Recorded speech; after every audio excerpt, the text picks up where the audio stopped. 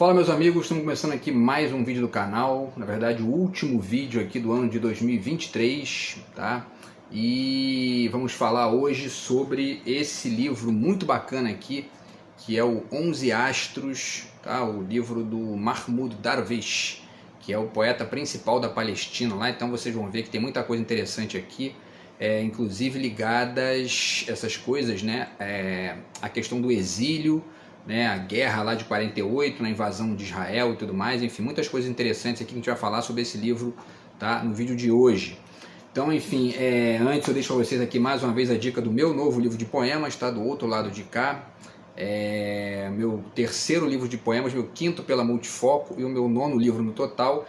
Se vocês conseguirem furar aqui, né, a covardia dessa gente nojenta e asquerosa que segue cometendo crime contra mim todo dia aqui, vomitando lixo na minha vida, onde não foram convidados, né? Enfim, a gente de repente consegue conversar aqui sobre o meu livro, tá? Enfim, deixo aí para vocês a minha dica. E, enfim, também não estou conseguindo encontrar os meus amigos aqui, que eu poderia estar aproveitando, né? Enfim, curtindo aqui o meu livro com eles, que é o que eu sempre fiz na minha vida, antes de me envolver com essa gentinha medíocre, de baixíssimo nível, que segue cometendo crime contra mim todo dia aqui, tá? Então, quem quiser, é só entrar em contato aí, tá?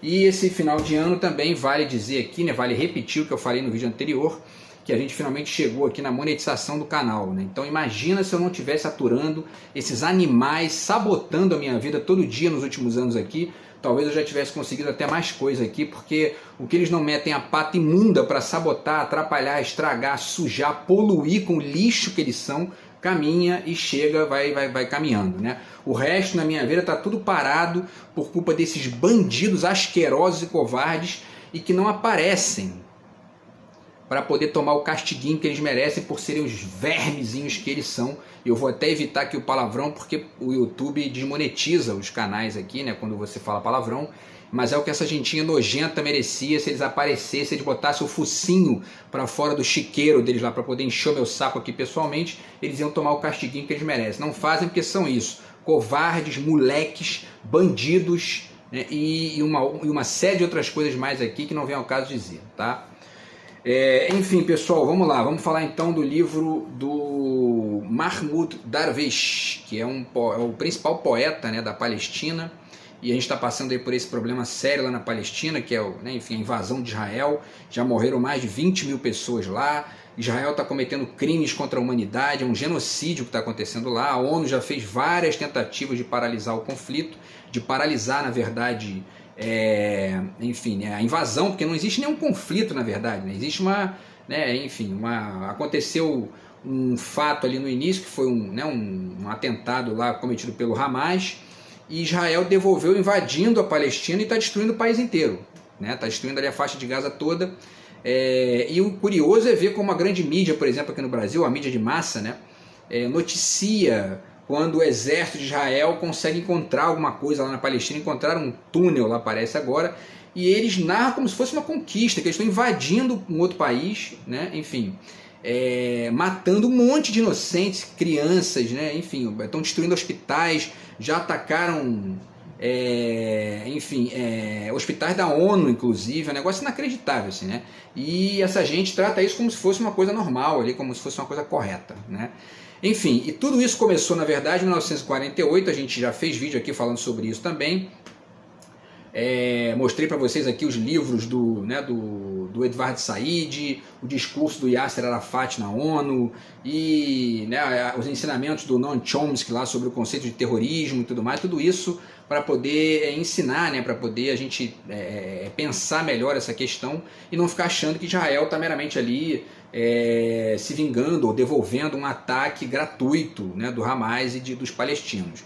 Não, Israel, né, enfim, invadiu a Palestina em 1948, a revelia da vontade dos palestinos e do povo árabe, tomou o lugar ali, começou a expulsar as pessoas dali e foram feitas várias tentativas de acordo na história do século XX, a início do século XXI, dentre elas envolvendo a OLP, né, que é a Organização para a Libertação da Palestina, ligada ao Yasser Arafat, que foi Prêmio Nobel da Paz, né? E essa OLP tem conexão, inclusive, com uma revista que o Mahmoud Darwish fez, tá? E vale a pena a gente falar um pouquinho sobre isso também. Então, quer dizer, para não ficar aparecendo aí que é meramente Israel está ali atacando um grupelho de terroristas que ficam exilados ali e tal. Nada disso, a questão é muito mais complexa que isso, tá? E demanda mais reflexão. Bom, o livro do Mahmoud Darwish ajuda bastante a gente a pensar isso, tá? É um poeta que pensa essas questões aí do exílio, ele saiu de lá, né? Foi para a Europa e morou na França, morou no Líbano, e é importante a gente ponderar isso aí, a visão dele sobre isso, para poder entender um pouco melhor aqui alguns detalhes desse contexto, tá? Então, pessoal, vamos começar a falar aqui. Na verdade, tem uma introdução logo no início, que é do Michel Sleiman, tá? Que é o tradutor dos poemas do Mahmoud Darwish, e essa introdução começa na página 7, tá? E vai aqui até a página 17, tá? E aí ele fala várias coisas interessantes aqui. Uma delas, ele já começa falando, né, que numa entrevista lá que o Mahmoud Darwish deu na sua última residência em Amman, na Jordânia, em 2005, ao jornal londrino Al Hayat, ele disse, estava com 64 anos, né, e disse e sublinhou que o seu nascimento como poeta só se completou nos anos 80, quando ele vivia em Paris, depois de passar por diferentes localidades e experiências desde que se exilou de sua terra natal em 1970. Quer dizer, ele nasceu como poeta, segundo ele próprio, né, segundo a visão dele, em Paris. E aí vale a pena citar para vocês mais uma vez aqui o livro muito interessante da Pascale Casanova, que é esse livro aqui, né, que é o República Mundial das Letras, tá?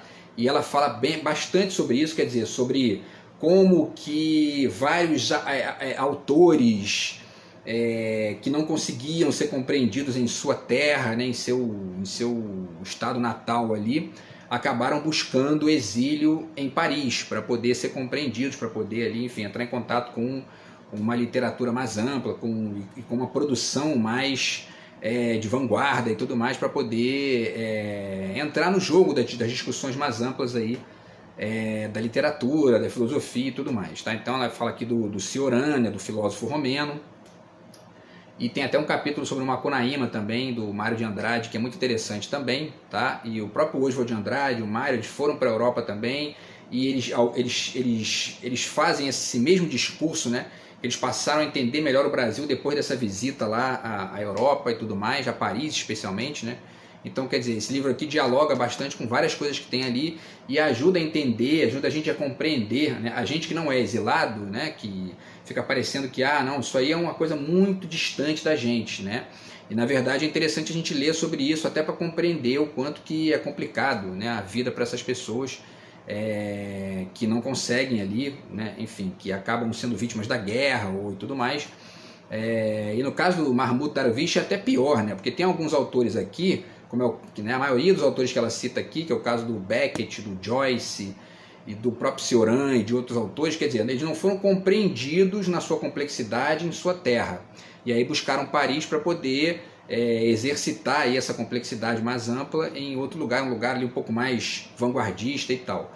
No caso do Mahmoud Darwish, ele foi expulso, né, de lá, né? Então é uma coisa muito pior, é uma situação muito mais complicada, porque foi expulso pela guerra, pela violência do conflito e pela falta completa de bom senso aí dos israelenses e dos judeus, na verdade, dos sionistas, né? Vale até dizer, melhor até dizer isso, porque nem todo judeu é sionista. A gente já falou isso também aqui num dos vídeos que a gente explicou essa questão, né? Os sionistas são aqueles que acreditam que tem que ter um país deles lá, né?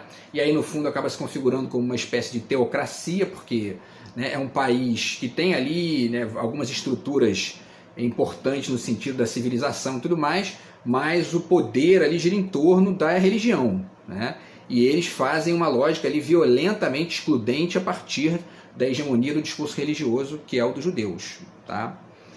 Com, obviamente, a aquiescência e o apoio bélico dos Estados Unidos, tá? E da Inglaterra.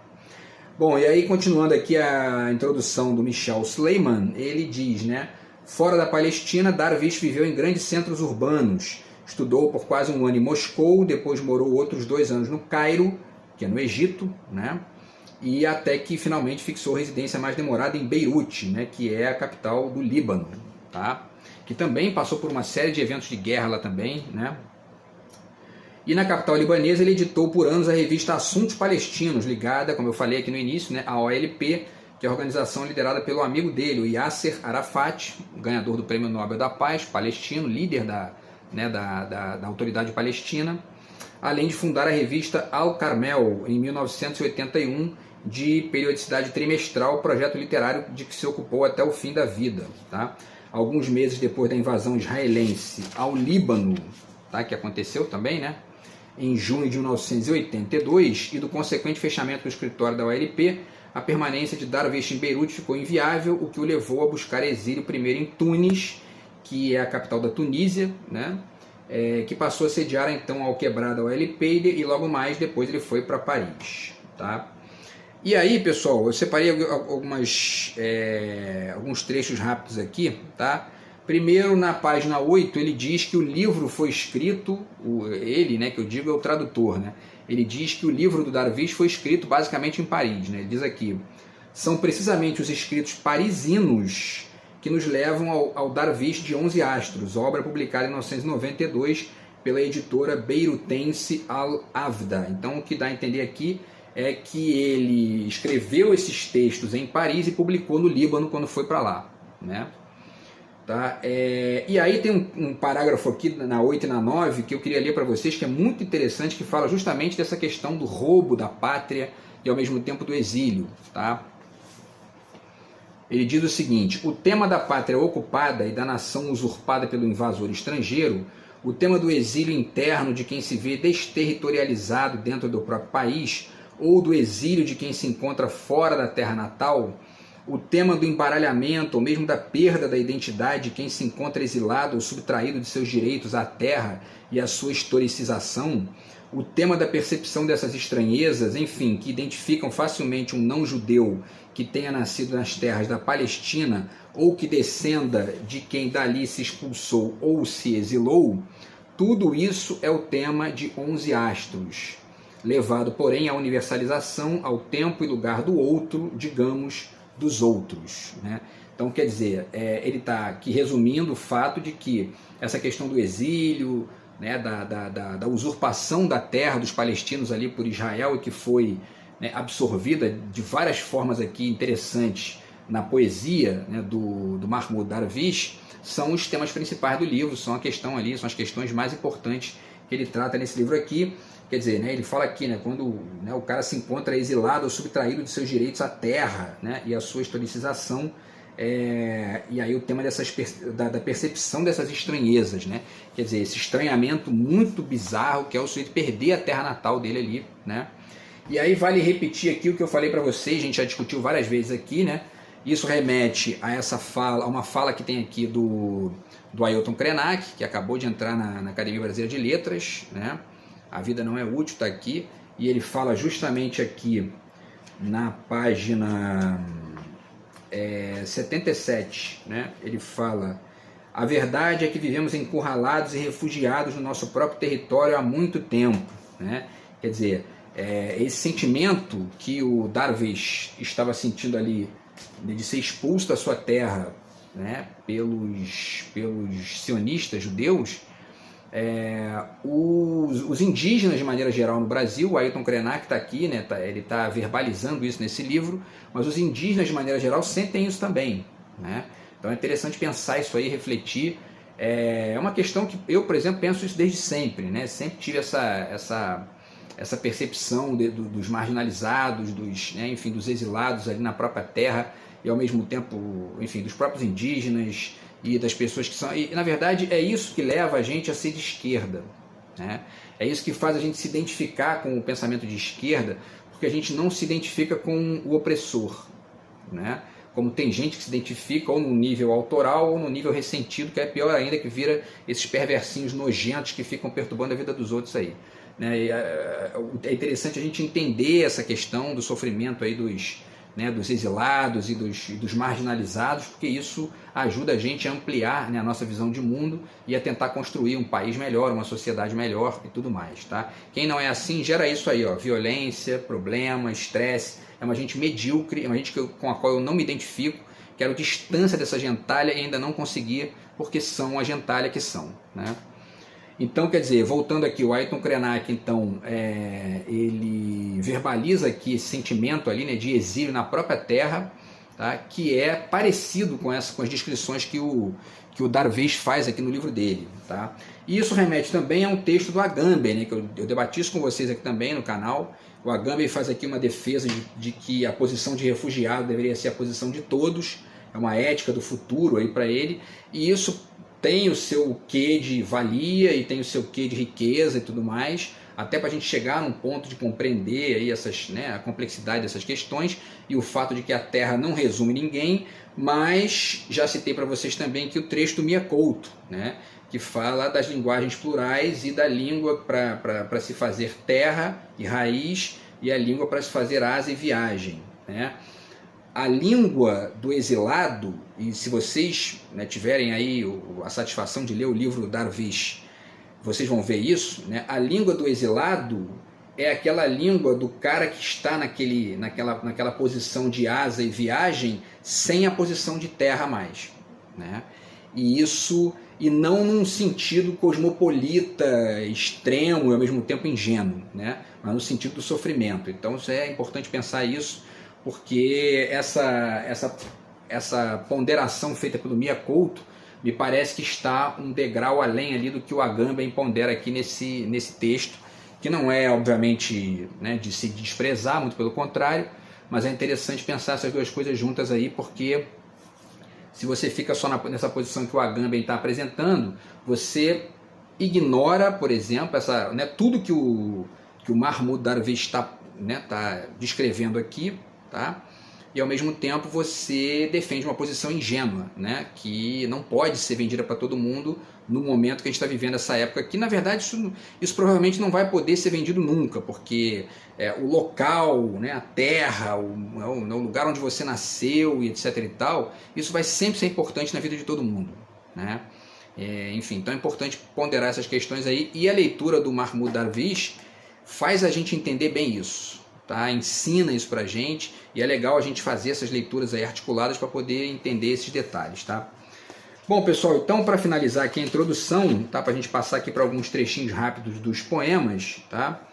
Ele faz uma comparação também entre a situação dos palestinos e a situação de Granada, que é uma ilha ali, né, lá na América Latina, que ele também foi para lá, e a situação dos índios americanos, né, que perderam a terra para o Colombo e tudo mais, tá? Então, enfim, isso é importante de ponderar aqui também, porque ele fala disso em alguns poemas, tá?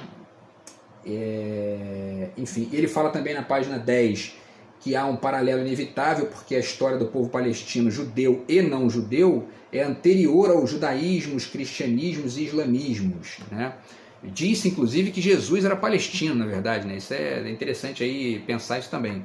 Então, quer dizer, parece que o drama dos palestinos e a questão aí deles ali com aquela terra ainda é anterior a desses monoteísmos que surgiram ali no período posterior àquelas questões iniciais lá, tá? Ele fala também de um amor impossível aqui na página 11, que tem a ver com uma moça chamada Rita, tá? Que aparece em alguns poemas do livro também. Interessante ponderar isso aí.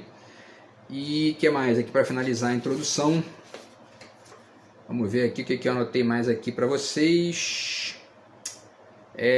Na página, na página 13 ele fala da questão da terra, né, como sendo parte, um conceito abstrato, quer dizer, né, a pátria, na verdade, a pátria como sendo em parte um conceito abstrato, mas em parte também a sua terra ali, né? E para quem tem uma terra já estabelecida, um Estado soberano funcionando, ainda que com seus problemas e tal, como todo mundo tem, como é o caso aqui do Brasil e tal, e de todos esses países aqui do Ocidente, do Oriente, enfim, né? Essa questão muitas vezes parece, né, assim, talvez até invisível, né? Mas o fato é que os palestinos ainda estão lutando pela formação do seu Estado, né? Que é algo que, por exemplo, até aquelas ilhotas lá da Oceania já conseguiram e a Palestina ainda não conseguiu por conta, né, da violência asquerosa de Israel ali e tal, e da dificuldade muito, muito grande de se resolver esse problema, tá, por conta de uma série de questões ali, tá? Porque Israel nitidamente levou para lá todo um ressentimento em relação aos nazistas, e ao mesmo tempo eles não têm uma lei, eles não estão ali de maneira legítima, né? Eles não são benquistos pela maioria dos árabes da região, porque eles entraram ali sem ser convidados, entraram à força e tudo mais, né? Então, quer dizer, geraram uma série de problemas ali, e aí isso gera, né, a insolubilidade do problema sistemática, né?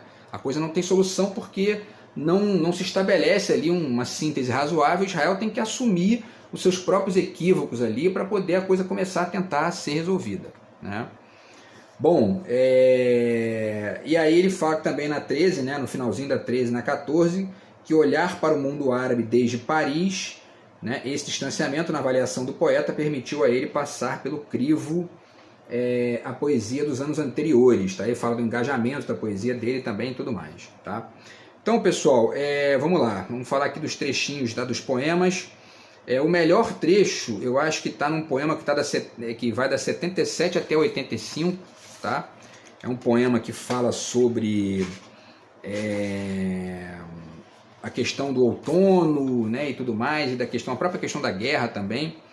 E na página 84 ele usa uma expressão que eu acho muito importante aqui de destacar. Ele fala aqui, né, não atinamos com nossas feridas dentre tantas feridas antigas, mas este lugar hemorragia carrega nossos nomes, né? Quer dizer, esse lugar do exílio, esse lugar daquele que perdeu a sua terra, né, é um lugar hemorragia. Tá? Ele está usando essa metáfora aí, que é uma metáfora interessante, uma metáfora forte, né, para a gente entender o que eles estão passando lá, o sofrimento dos palestinos e tudo mais. Tá? Na página 33, 34, ele usa também uma expressão interessante aqui, tá? Que ele fala, né, que nesse poema aqui da 33, 34, ele fala, né, onde está o caminho para qualquer coisa? Quem sou depois da noite do desterro? É o nome do poema, né, que diz muito aí do que é a vivência, né, do exílio dos palestinos na perda da própria terra. Onde está o caminho para qualquer coisa? Vejo mais clareza no desconhecido do que numa rua que deixou de ser minha, né? Muito forte isso, né? Vejo mais clareza no desconhecido do que numa rua que deixou de ser minha. Quem sou depois da noite do desterro? Tá? Então, um poema muito forte dele aí. E ele finaliza aqui, né? Não posso descer ao colo de meu abismo. Ó desconhecido, não há coração algum que eu habite depois da noite do desterro. Quer dizer, é muito forte esse trecho e mostra pra gente a dimensão do sofrimento daquela galera ali que perdeu a sua terra, né, enfim, de maneira violenta, e que até hoje continuam ali sofrendo violência dos israelenses, tá? Que mais? Vamos ver aqui se vai dar tempo, né? Na 52 tem um trechinho bem legal aqui também que eu destaco para vocês, tá? Na qual o trecho, né, ele fala da questão da contemplação e diz, né, sentirão falta da solidão da eternidade numa mata que não deixa de ver o abismo e tal, e aí fala de uma rocha que faça frente ao fluxo rápido do rio do tempo, de uma hora para contemplarem alguma coisa, para que brote em vocês um céu necessário para a terra. Esse momento de parar e contemplar, né, que é o momento que fica completamente perdido para quem está no exílio, né? Esse tempo de parar, sentar e contemplar o céu e as conexões desse céu com a terra, e que, inclusive, esse momento de contemplação ali dá uma certa diminuída no fluxo do tempo, que na cabeça de quem está no exílio deve ser um negócio assim vertiginoso, né? E, bom, isso remete inclusive ao que o Byung-Chul Han fala também na obra dele, que é muito interessante. Ele certamente sacou esse tipo de lógica aqui que fica muito presente, né, nas entrelinhas dos poemas do Mahmoud Darwish, tá? E aí, bom, ele na 58 ele fala do avesso da carnificina, e ele também tem um trecho aqui que é sensacional, assim, né, forte também. Ele diz, na 58, vocês não decoraram algum verso que os faça parar a carnificina? Quer dizer, essa visão da poesia, até mesmo da arte, né, como algo que possa ali de alguma maneira minimizar, né, enfim, a violência, diminuir a guerra e tudo mais. E, enfim, é um trecho forte também aqui que eu separo para vocês, tá? Na 69, ele fala, né, da questão cadê aqui? Ele fala das duas guerras, essa aqui também é muito interessante, tá? Ele fala, ele diz aqui, né? O mar está morto por monotonia em testamentos que não morrem, e eu sou eu. Mesmo você sendo o que é, sou um estranho para a palmeira do deserto. Desde que nasci entre a multidão, eu sou eu. Olha só isso aqui agora, hein? Uma guerra me atinge e uma outra levo dentro de mim, né? Quer dizer, o fato de que essa guerra que está ali, né, no país, na sociedade, na terra dele, na própria expulsão da terra, ela se converte também numa guerra interna, e essas duas guerras acabam acontecendo ao mesmo tempo, né? É inevitável isso, quando acontece um evento bizarro na nossa própria vida pessoal, eu sei bem do que eu estou falando, que dirá numa guerra lá também que, né, que é tão bizarro quanto, enfim, né?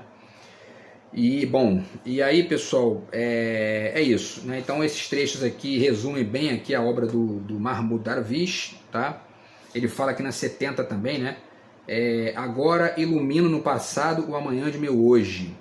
Meu tempo dentro de mim se distancia de meu lugar às vezes, e meu lugar dentro de mim se distancia de meu tempo.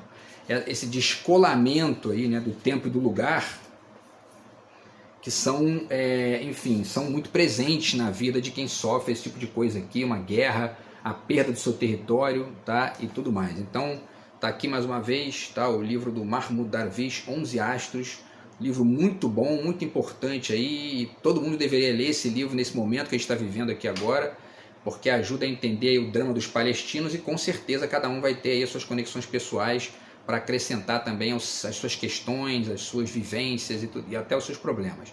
Beleza? Então deixo essa dica com vocês aí, tá? Mais uma vez aqui, nessa tradução do Michel Sleiman, editora Tabla. Beleza? E é isso, tá, pessoal? Então, deixo para vocês aqui um excelente, um desejo de uma excelente noite de ano novo, de passagem de ano aqui. Com certeza vão passar melhor do que eu, que estou aqui aturando essa gente nojenta, poluindo minha vida. Mas enfim, vamos torcer aí para, né, enfim, eu vou torcer aqui para essa gente me deixar em paz e que eu possa seguir minha vida e continuar com os meus projetos e sem essa poluição doentia, covarde, medíocre, violenta e pobre, tá? E para vocês aqui que são inscritos do canal, tá? Desejo aí tudo de bom e que a gente possa aqui aumentar, né, o projeto aqui em 2024, que a gente possa crescer aqui o número de inscritos, já passamos de 2.000, estamos com 2.007, se não me engano. E enfim, tomara que a gente cresça aí mais e tal, e que possa fazer mais vídeos aqui para poder continuar trocando conhecimento, e que é porque é assim que a coisa funciona de maneira correta, beleza? Então é isso, bom ano novo para vocês aí, a gente se vê no ano que vem, tá? No próximo vídeo. Grande abraço aí, tamo junto, fui.